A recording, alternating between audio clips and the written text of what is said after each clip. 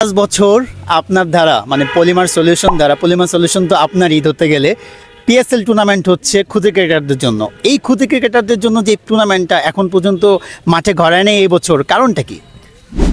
ধন্যবাদ প্রিয় ছোট ভাই।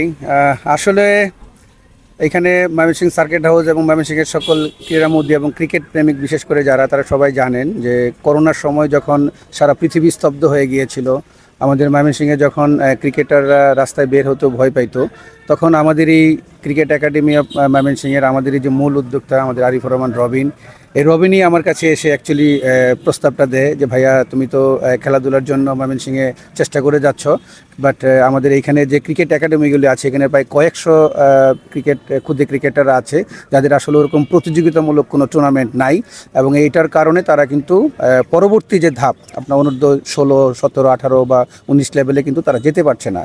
তো আসলে ওরকম পৃষ্ঠপোষকতার অভাব ছিল করোনার মাঝে। তখন রবিন আপনারা জানেন আমি ময়মনসিংহ জেলা স্কুল অ্যাকশন স্পোর্টস ক্লাবের সেক্রেটারির দায়িত্বে আছি, রবিন স্পোর্টস সেক্রেটারি। তো রবিনের এই আহ্বানে আমি সাড়া দিই এবং তারপরে আমাদের 2019 সালে প্রথম পিএসএল কাপ আমার কোম্পানির নামে পিএসএল কাপ হয়, এবং সেটা খুব জাঁকজমকপূর্ণভাবে হয়েছিল এই করোনার মাঝেও। তখনকার যিনি জেলা ক্রীড়া সংস্থাতে যারা ছিলেন এবং প্রশাসক, আমাদের জেলা প্রশাসক সাহেব এবং পুলিশ প্রশাসন সকলে এসেছিলেন।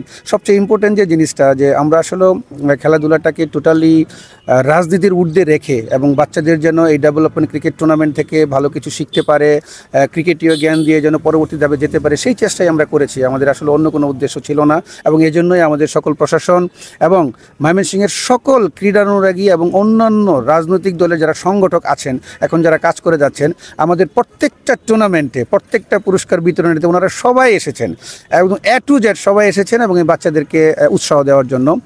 আসলে এটা একটা আনন্দ লাগা মুহূর্ত যে আমরা টানা 5টি টুর্নামেন্ট আমরা ইনশাল্লাহ অত্যন্ত সফলতার সাথে করেছি। এবছর আসলেও এটা অভিযোগ বলবো না, আসলে একটু তো কষ্ট থাকে, যেমন টানা 5টি সফল টুর্নামেন্টের পরে অনেকেই চেষ্টা করে যাচ্ছে, 12-14 অনেকেই ডেভেলপমেন্ট টুর্নামেন্ট হচ্ছে, এখানে জেলা ক্রীড়া অফিসার এবং অন্যরা আছেন, কিন্তু আসলে তেমনভাবে হয়তো অ্যাপ্রোচও হচ্ছে না বা সারাও হচ্ছে না, মানে সামথিং মিসিং আর কি। মানে আমরা আসলে পৃষ্ঠপোষকতা তো আমরা নিজেরাই করতাম, এটার জন্য কোনো সমস্যা ছিল না, কিন্তু সব কিছুর মাঝে যখন একটা উৎসাহে ভাটা পড়ে যায় তখন এরকম এটা হয়।